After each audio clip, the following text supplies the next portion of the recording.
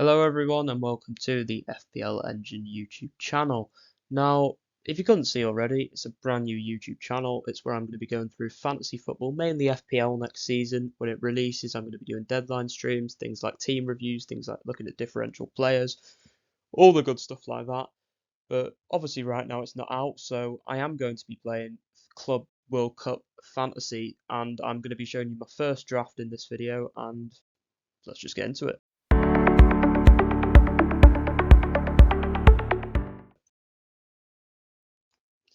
So, as you can see in my goalkeeper spots, I have gone with Manuel Neuer and Armani. So, the reason behind this is Manuel Neuer is playing for Bayern. They have Auckland City, and I feel like that's just got clean sheet written all over it. We can only hope the man pulls through and he gets a clean sheet versus Auckland City. And then I've picked Armani, who, I mean, to be honest with you, I'm not going to lie to you, I don't really know much about him, but I've heard he's been very good for River Plate recently, and he's become their #1, and he's very cheap as well, 4 million, so I may as well get him in there. The back line then consists of Lloyd Kelly and Dumfries.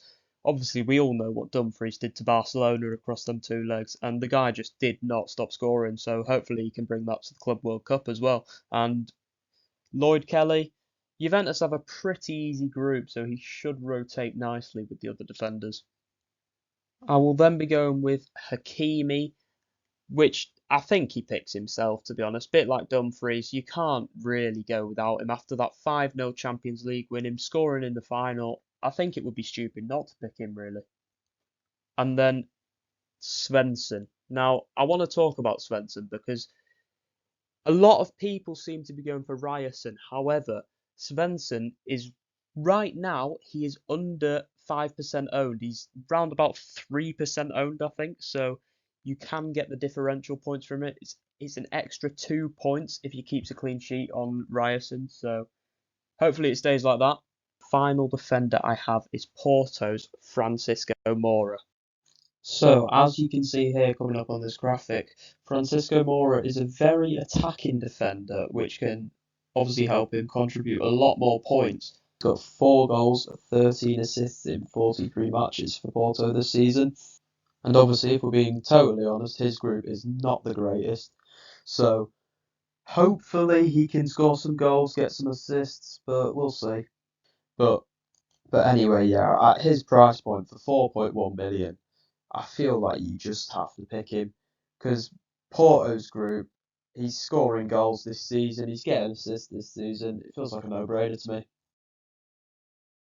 Anyways, moving on to the midfield, I've started off with Julian Brandt. Now, I think he could really, really be a good pick in that Dortmund side, especially with the group they have. He's had 6 goals, 15 assists in 45 games this season, and he's only registered 1 yellow card this whole season.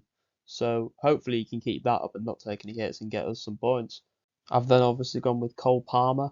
I just think Cole Palmer against Betis, you saw the space they gave him and you saw what he did. He absolutely destroyed them. So I think if he's playing against worse teams that are going to give him space like that, it's a no-brainer for me. I know Palmer to the end of the season did fall off, and there is an argument maybe he does just need the summer, maybe he needs a break, and he might not turn up in the Club World Cup, but realistically we have a wild card on week 3. He's benchable, so worst comes to worst, he gets benched or a wild card. The next player in the midfield is Michael Elise, registering 17 goals and 21 assists in 50 games, an amazing first season for Bayern Munich. So hopefully he can keep that up. I think he's just better than Musiala, to be honest, at the moment. I think he's a better player to own. I mean, maybe Gnabry and people like that will get some game time, but I think he probably is the best one to own. Then moving on, I have got Enzo Fernandez currently, because I did have Mascherano earlier, I think that's how you say his name, but he's been linked to clubs like Real Madrid and PSG and things like that, so yeah, I have taken him out for now. And the thing is, someone like Enzo Fernandez, he's going to get stuck in, he's going to hopefully get you a little tackles, so yeah, I'm with him for the minute, but that could change. And then I've gone with Emam Ashua. I think that's how you pronounce his name, let me know if I'm wrong.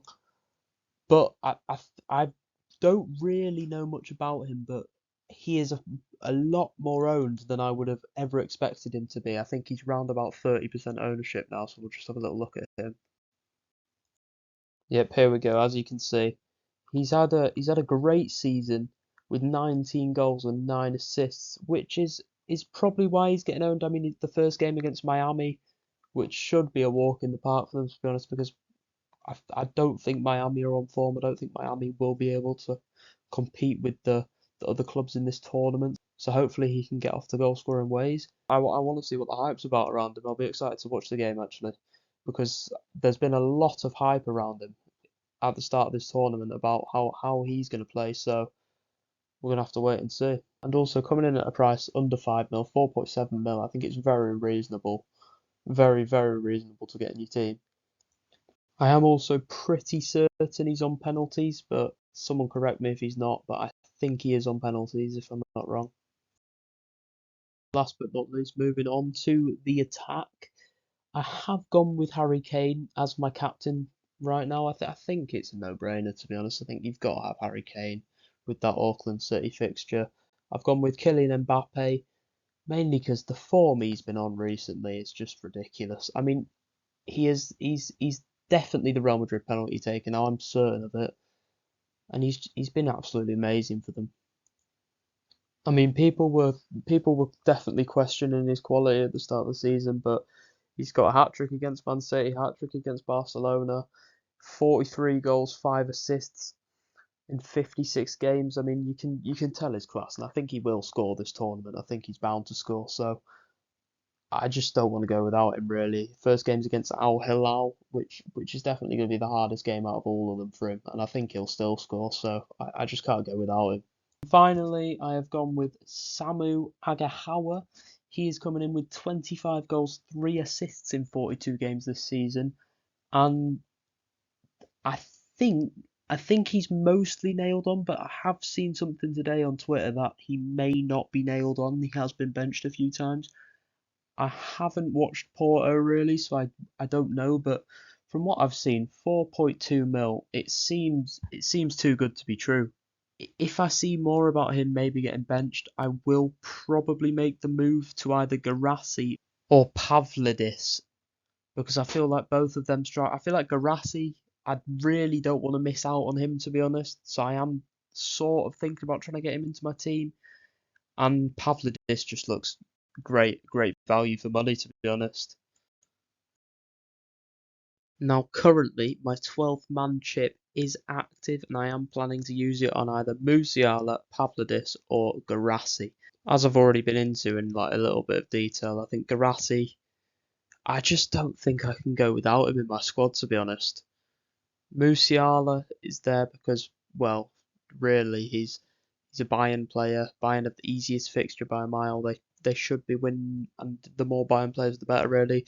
And Pavlidis, he's nailed on penalties, but the thing is, my plan might be to bring him in a bit later, other than instead of bring him in now. I think I'd rather go for someone like Garassi earlier and then bring in Pavlidis next week, but we'll see. But yeah, as I said, I might rethink Samu and try and fit Garassi into the team. Again, this is why Mastentauno, if that's how you say his name, this is why he was a good option, because he's just so cheap. It would have enabled me to get Garassi a lot easier. Like, I might need to sacrifice some good players now, but it depends. I could be sticking with Samu. I might go for Garassi, but I feel like if I am definitely activating my 12th man chip, I think Garassi is going to be in there. Anyways, that has been my FIFA Club World Cup Fantasy first draft. Thank you to everyone watching. Anyway, that has been my FIFA Club World Cup Fantasy Draft. Thanks to everyone watching my first video. Make sure to smash that like button and subscribe. I will be back for the team selection video later on, probably next week. I may make some in between, but if not, I'll see you there.